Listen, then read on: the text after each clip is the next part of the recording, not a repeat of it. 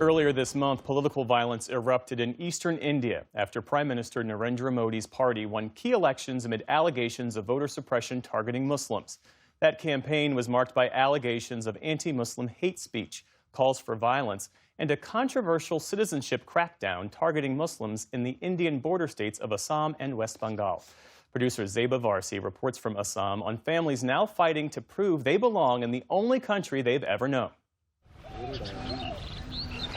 In this remote village in northeast India, 3 generations of one family could soon become stateless. The patriarch, we'll call him Ramzan to protect his identity, is a husband yearning for his wife, who was taken from him because of their ethnicity. I can't explain how my days are going. I don't know what to do, how to live. I'm barely surviving without her. Ramzan's wife is in immigration detention. This is the first time in 50 years that they've been separated. Theirs is a love story written across time. Born and raised on this land just years after India gained independence from British colonial rule in 1947, they grew up side by side. We loved each other all our lives. We've had no fights all these years. We were each other's peace. But that peace was shattered when state authorities labelled both of them doubtful citizens. In the key eastern Indian states of Assam and West Bengal, both bordering predominantly Muslim Bangladesh, authorities have asked tens of thousands of residents like them to prove their citizenship. India shares a 2,500-mile border with Bangladesh, a country that once was a part of pre-independence India.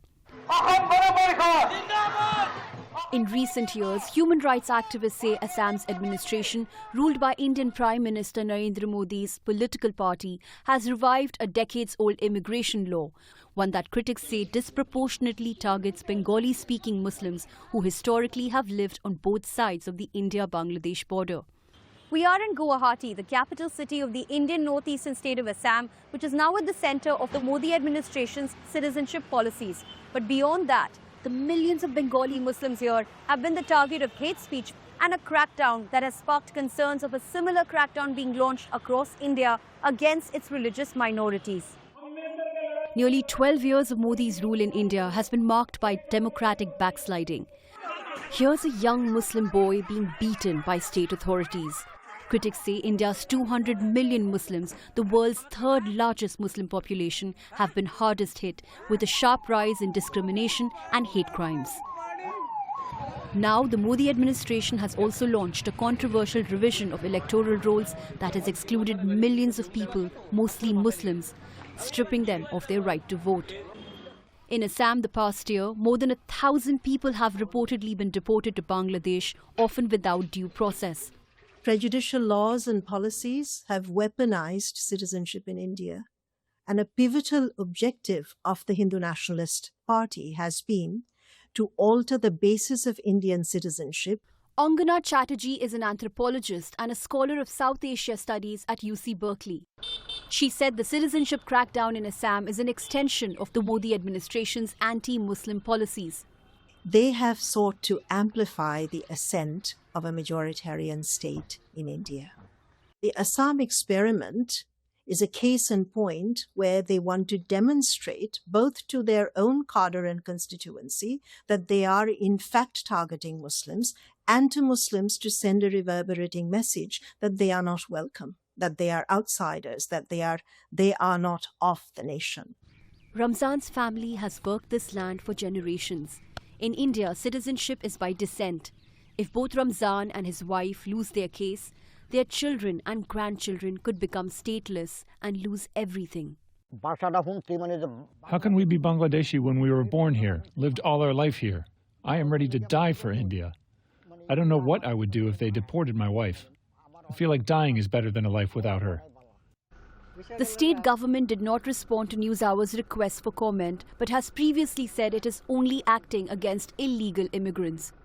But the Washington-based research group Center for the Study of Organized Hate has documented 32 instances of hate speech and 8 calls for violence in Assam last year. Last month, the state went to polls, and the campaign was also marked by dozens of hate speech events. At his own election rallies, Modi invoked anti-Muslim rhetoric, referring to Bengali Muslims as infiltrators. Our government has rooted out these infiltrators from millions of acres of land. Don't you want these infiltrators out of Assam? Shouldn't these infiltrators be expelled? Who can get this done? Your vote to the BJP will get this done. But some of the most incendiary remarks came from the state's chief minister, Himanta Biswa Sarma, Modi's man in Assam, who has just been re-elected and has vowed to intensify his crackdown against Bengali Muslims. We broke their hands and legs politically. This time we will break the very backbone of the Bengali Muslims. Since taking office in 2021, Sarma has been accused of weaponizing existing forest protection laws and colonial-era land laws to evict at least 50,000 people, most of them Muslims, from their homes. As we travelled from village to village, we saw thousands of homes reduced to rubble. Behind me on the banks of one of India's largest rivers is a makeshift relief camp put up not by humanitarian aid agencies but by displaced families themselves. It is one of many such camps that have come up across the state. They rebuilt what they could. This is flood-prone land. When the river rises, this will disappear. But for now, it holds life. Barefoot children somersaulting in the sand. Teenage friendships. Women gathered in bright, worn saris. Survival, not stability. We cried a lot. All the people you see here were crying that day.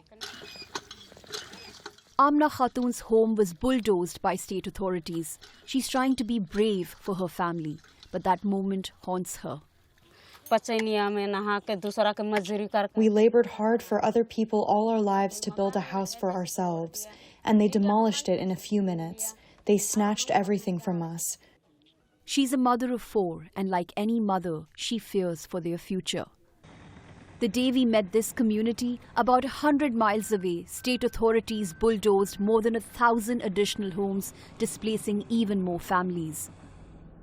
On our way back to the city, the News Hour crew was stopped by local police and questioned for nearly 2 hours, a tactic often used to intimidate journalists reporting on marginalized communities. Like families in this village of fishnet weavers, dozens of them have for years been asked to prove their citizenship. We are from this country. We are not from Bangladesh. Even my grandfather was born in India. They're prosecuting us through this foreigner tribunal, even though we have never been foreigners to this land.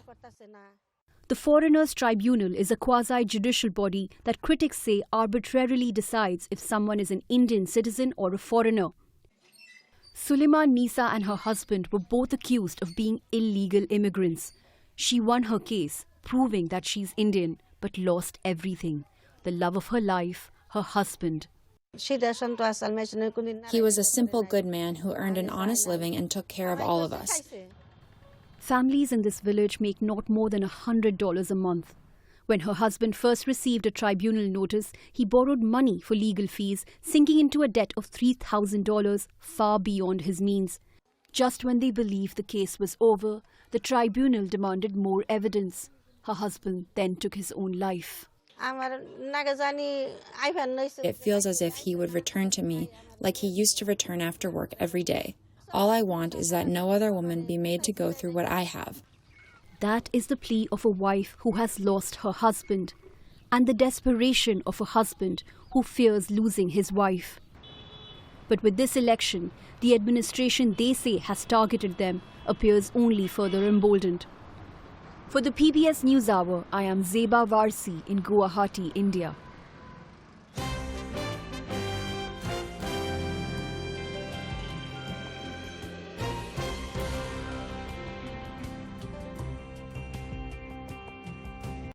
Support journalism you trust. Support PBS News.